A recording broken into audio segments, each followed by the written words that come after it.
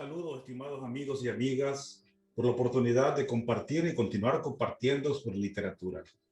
Así es que al final del video, si te ha parecido interesante y útil para tus propósitos este video que comparto en este canal, te pido que le des like y que te inscribas a este canal de YouTube y podamos seguir conversando y compartiendo sobre estos mensajes útiles para ambos en el aprendizaje de la vida, en el camino de la literatura. Hoy quiero referirme a un personaje extraordinario de la literatura universal y me refiero al Dante Alighieri. El Dante cumple 700 años de muerte, florentino, de Toscana, autor de un libro clásico, La Divina Comedia. Es uno de los primeros libros precursores de la lengua italiana. Por eso al Dante se le dice que es el padre de la lengua italiana, el poeta supremo de la lengua italiana. Y la verdad es que el Dante Alighieri escribió varias obras, pero particularmente la Divina Comedia, que uno la puede leer con espíritu literario, histórico, político, social y también religioso. Depende con qué provocación, motivación querrá leer esta obra poética. Esta obra poética está dividida en tres grandes partes. La primera parte es el infierno, la segunda el purgatorio y la tercera el paraíso. En la primera y la segunda parte, Virgilio acompaña al Dante Alighieri en las profundidades del infierno y del purgatorio. Y en la tercera parte es Beatriz, el amor platónico del Dante Alighieri, que lo acompaña. Y ahí puede observar en la primera parte los tormentos y los sufrimientos y los castigos por las penas, delitos, injusticias cometidas por las personas que pagan sus penas eternamente en el infierno terrible. Por eso es que cuando algo se dice dantesco, es sinónimo también de horrible, de horripilante, de terrible, de trágico. Aunque también lo dantesco es aquello que se refiere o es relativo al Dante Alighieri o a su creación poética y literaria.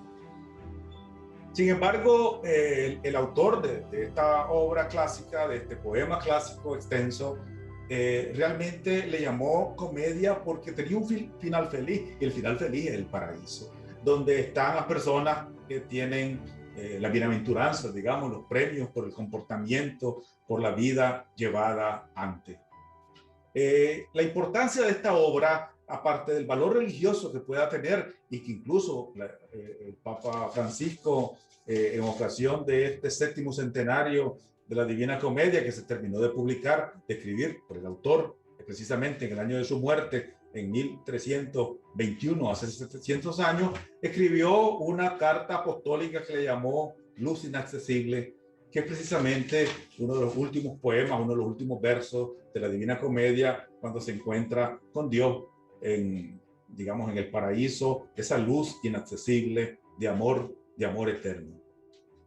Pero esta obra tiene otra virtud extraordinaria, y es que fue escrita en toscano.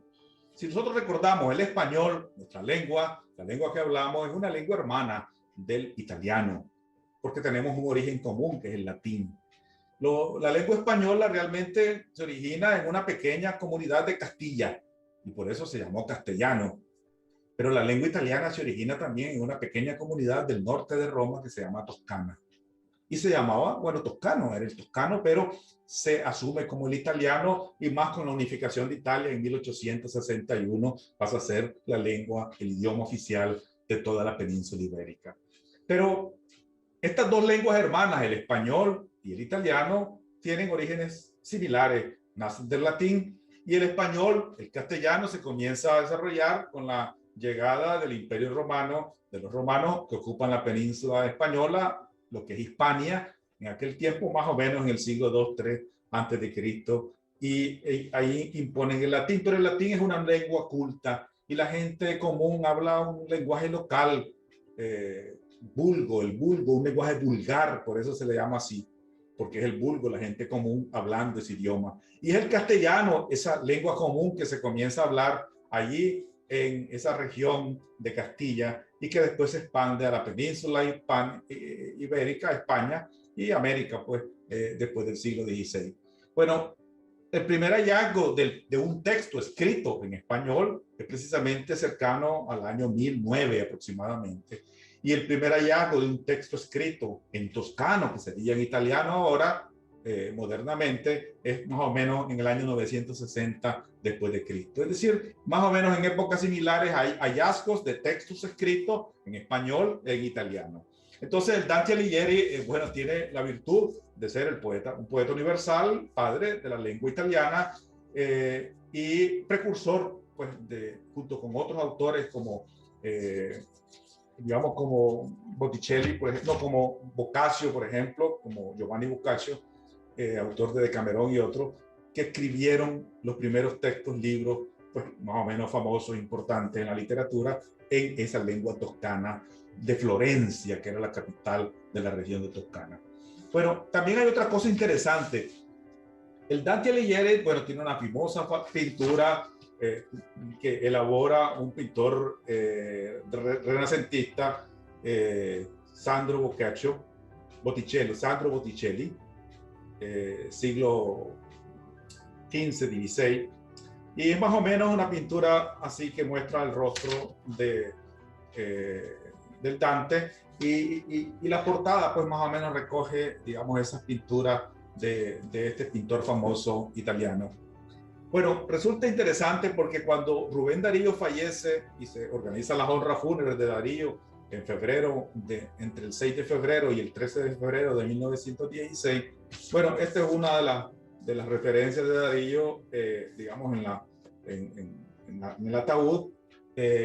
Cuando uno ve la similitud de esas imágenes, entonces resultó sencillo que muchos periodistas de la época, cronistas de la época, vieran una similitud entre ese difunto famoso, pues, autor nicaragüense, padre del modernismo, Rubén Darío, y este otro autor famoso, padre de la lengua italiana, Dante Alighieri.